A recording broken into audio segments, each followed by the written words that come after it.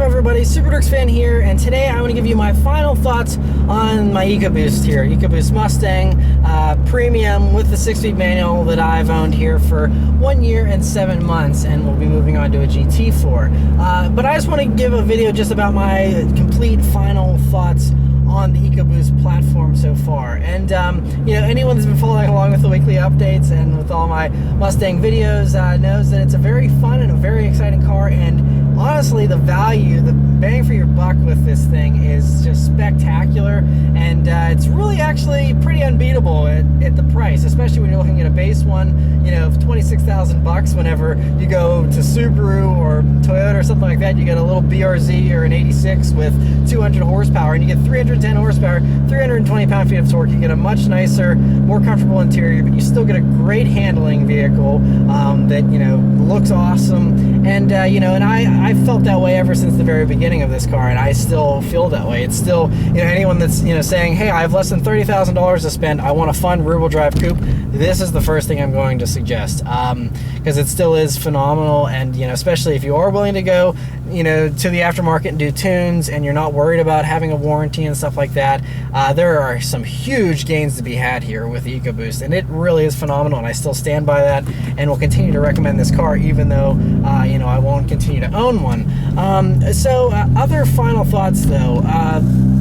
Now, I know, you know, in a lot of my recent EcoBoost videos, I've been talking about, you know, Motor Trend having slower 0 to 60 times than they did before, and talking about, you know, the smoke issues and, you know, just little annoyances with the car and things that have, you know, kind of shaken my confidence in the car. Those of you that haven't watched all those videos, basically, you know, in the past year or so, there have been a few little concerns, you know, with, you know, whenever I did do a tune and things like that, you know, it was a little tricky at first. You know, back in the winter, I was trying to figure out whether it was bad gas that was causing the car to run slightly weird, and the data logs weren't looking good, and things like that. But I had a lot of help from Adam at Tune Plus, who was able to iron out all those issues for me and get the car running really well for me again.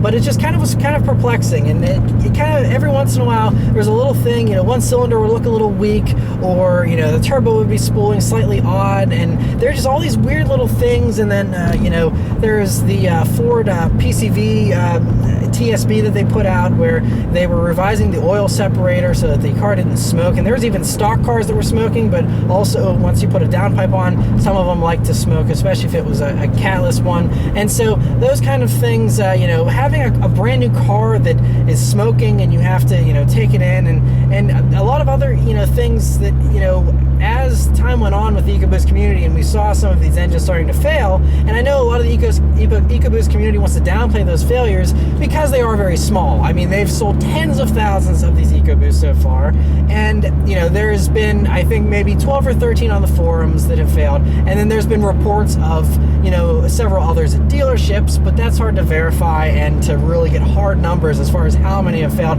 But it's still a microscopic percentage, and so understandably, you know, it's not a big deal. But certain people that, you know, are risk averse and they don't handle, you know, those kind of uncertainties very well, like myself, that does concern you. And that's something, and especially whenever you take your car's life into your own hands by voiding the warranty and doing modifications, you're on your own. And it's like, no one wants to spend $7,000 on an engine unless you're, you know, gonna just be doing a drag racing car, and you're gonna be blowing it up and then just building it back up anyway, even stronger. Those type of people don't mind, you know, having an engine fail, I suppose. But most people that daily drive this car like I do, and stuff like that, you don't want to have these kind of concerns. You want to be able to hop in your car and know that you can drive from here to California and back and not have an issue, not have a worry, and just, you know, that's just something that it doesn't seem like a lot to, you know, ask for, a lot to expect.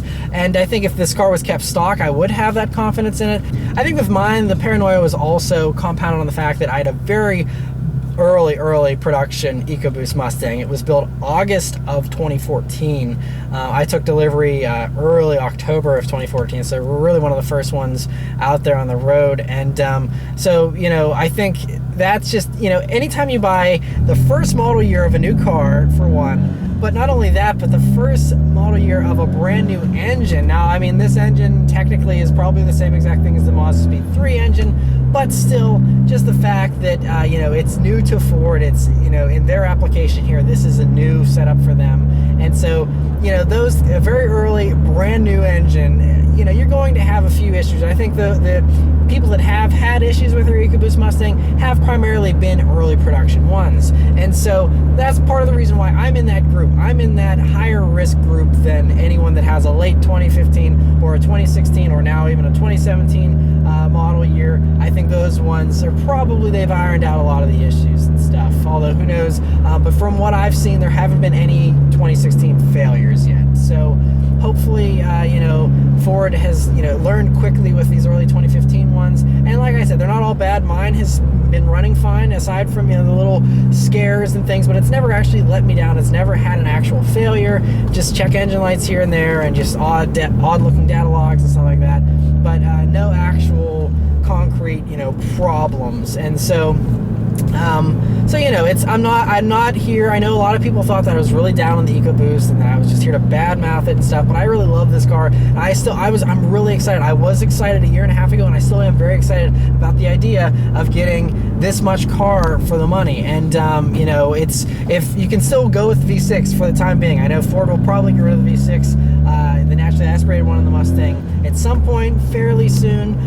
But for now, you can still get the V6, which is even a better value, I think, because the V6 has been around longer. It has been proven to be more reliable, and it's just, you know, the V6 has been around for a while. It's still the same horsepower basically as the EcoBoost, just not as much torque, but it's a really great option. And you know, as long as you don't mind having the base interior, the V6 is even cheaper than the EcoBoost, and so that's really a great option as well. But yeah, like I said, I love the EcoBoost. I still stand by everything I've said about it from the very beginning. It's a great car, but I don't think anyone's going to argue that the GT is more fun. I mean, it sounds better in my opinion. Again, there's some people that probably love the idea of a four-cylinder Mustang and never want anything else, but those people are a pretty small group. There's a lot of people that are upgrading from their EcoBoost to GTs, and it's kind of a stepping stone car in a way for those people, and it's a great introduction into the Mustang, and you know, it's a fun experience. You still get a lot of the same experience you would with a V8 Mustang. You just, you know, don't have that sound, and you don't have quite as much muscle, but it's still a heck of a car that Ford has built here, and I've really enjoyed my time with it. So anyway, thank you guys very much for watching. Thank you for all those that a year and a half ago did help support my journey with this car, and you know, help me to get into this car here, and so, you know, I want to thank you guys in particular for that help, and like I said in my weekly update video, that help will continue on into all my future cars. So anyway, thank you guys very much for watching, and I'll see you next time. Take care.